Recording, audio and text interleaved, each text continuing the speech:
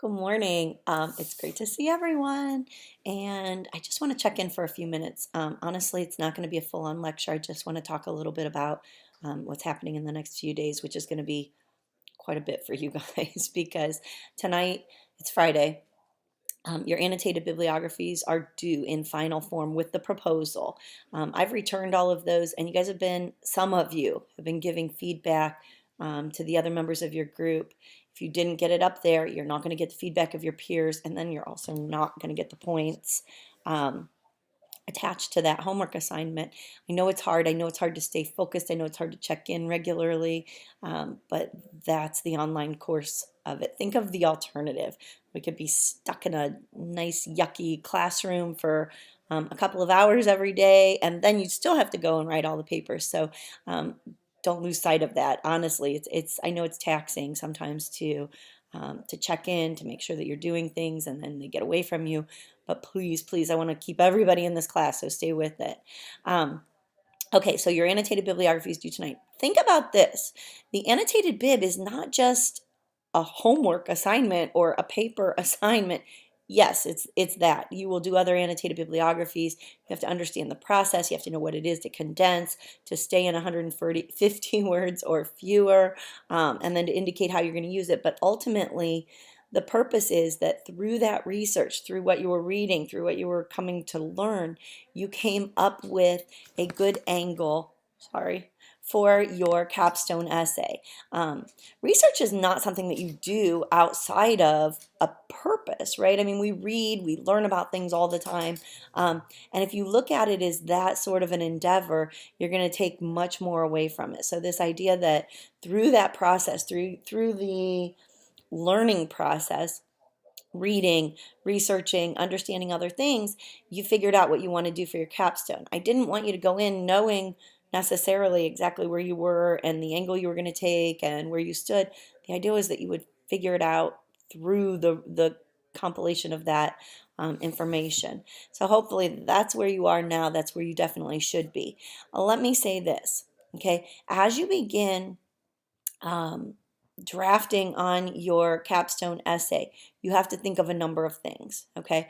First of all, you have to connect to your audience. So think again about what it is that's going to tie them in and make them care. Like, so what? Why are you talking about gun control? Well, because it's become a problem, because people want to see legislation modified. Why? Well, because of the incidents attached to that. So maybe you begin your essay with something that connects you to that current event, that contemporary occurrence that makes it matter to me as a reader.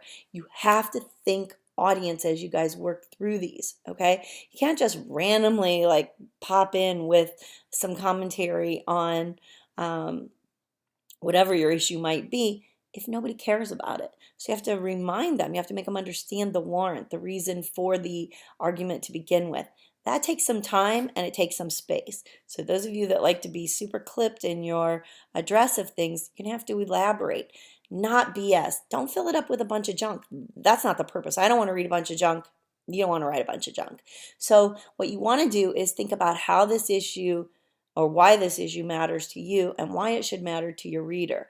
That will direct you, okay? So if you find a current event, something that's happening, and that resonates with people, that gets them thinking like, oh, you know what? I do need to think about this issue. I should care about this. Then you move into your position, your thesis, and then the support for that thesis. And support has to come from all of those angles. You need to appeal to their logic. Obviously, it has to be a logically constructed argument. We're going to look at logical fallacies next week. And you're going to go, oh my gosh, yeah, I do that all the time, or I argue with people who do that all the time, or I listen to that on the news, or I read it, whatever it might be. And you're going to resist that temptation to just construct an argument based on what you want it to be instead of what it actually is. So you have to work with the data and the information that you find. All right, so it has to be logical. You have to establish credibility. All right, you have to have some strength in your argument. If you come through, screaming, yelling, belittling the other side, how much is a reader or any person going to listen to you? They're not. We don't listen to that. People don't like to be berated. They don't like to be badmouthed. They don't like to be put down, as soon as you do that, you're losing your audience. So you find a nice, smooth way in, okay, to build your credibility. And you'll earn a lot more credibility if you show your knowledge of the subject matter. That's how you earn credibility, by using impactful language, by establishing strong logic to drive your argument. All of those pieces help you build your ethos. And then finally, to some extent, you have to have an emotional appeal. Now, understand, emotional appeals can go very wrong. I mean, you don't want to be Sarah McLachlan and the music, and I know it's impactful, but it's not super valid. So our use of emotion comes from that connection or that bridge that you build with the reader, to the reader, okay? That's what I'm talking about when I say you make them care about what you're doing, not because you're making some sympathetic plea. That often results in a fallacy, but instead by connecting with them, letting them understand that there's a reason that essentially this matters. And you don't tell your reader that, you let them figure it out based on what you show. Okay, so think about that as you're constructing your argument. I've posted a number of things, like probably far too many, and that's just what I do,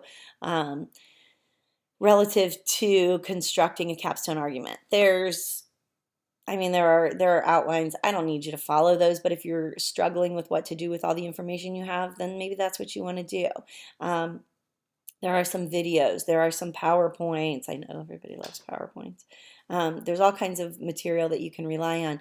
And then just use some of your own common sense. Take a look around. See what matters to you, because it's likely that that's what will matter to other people. Work on your language. Make it engaging. Think about what you like to read. Do you like to read boring stuff?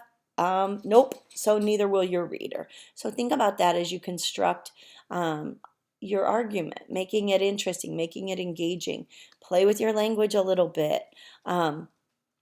I love language, and you guys didn't have to suffer through Comp 1 with me, so you don't know how freakish I get. I get all geeked out over language. We have so many words that we can use in the English language, so use them instead of saying simple things. It doesn't mean you have to go to a thesaurus and just pull language that you don't know.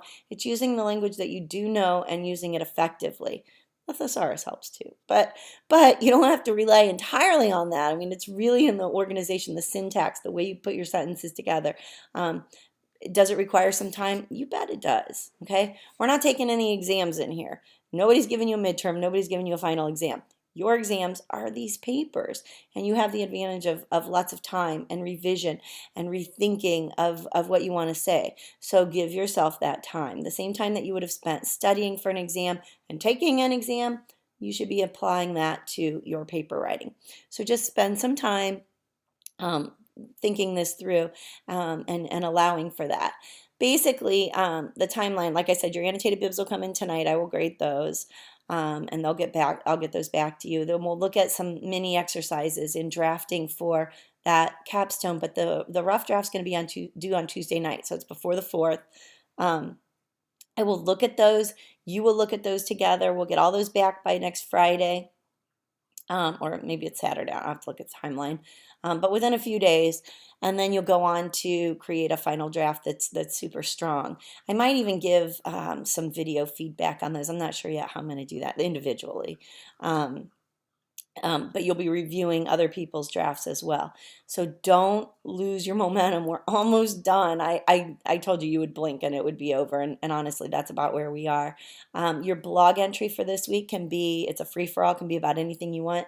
Maybe you want to write about The Bachelorette this week and how you feel about the show. Maybe you want to write about puppy mills. Maybe you want to write about the border crisis. Maybe you want to write about the Supreme Court justice. You write about anything you want, but own that, okay? The blogs are a place for you to really crystallize your voice in a forum that is designed very differently from formal academic papers. And that's why we do that. I like for you to have that opportunity to share your position in a less threatening manner, and also with a little bit of character. I've seen a couple of you, okay, so MJ and Here I am at a loss for words. It's because you guys aren't right in front of me. Um, like and Keandre, they use these blog entries and go on and look at other people's blog entries, and they're infusing images throughout, and they're very strong with their position, but in a thoughtful way that's not oppositional, but very interesting. And those are the kind of blog entries people like to read. Move your way around some of these blogs, all right? Read each other's. I have that link under course information where you can go to the page that brings everybody's together, and you can go through and read their entries on Medium. Read other people's entries on Medium. Spend some time developing those. Some of you are still just giving me like these little tiny snippets. Think audience, folks. I'm not your audience. Anybody who logs into and finds it on Medium, those people are your audience. So you want to develop those ideas. It doesn't mean they have to be super long. Blog entries aren't designed to be, 12 pages long. But they need to be developed with examples and with some explanations. You can't assume that the reader is in your head. So have some fun with those. Honestly, there's some of you are just doing an outstanding job on them. I love reading them.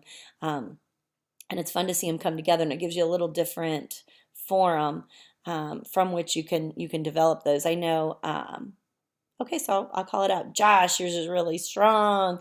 I said Keandre and MJ. Those are, go take a look at some of those. See how they're taking shape inside their blogs. Okay, folks, I'm gonna retire for the day. I'm not really retiring. That would be like I was going to sleep, so I didn't mean to say that. But I'm gonna go do some yard work because it's gonna be 90 today, and for the next week, the whole rest of the time, we're gonna get ready for the heat wave. So, which I love. Have a fantastic day, folks. I'll talk to you later.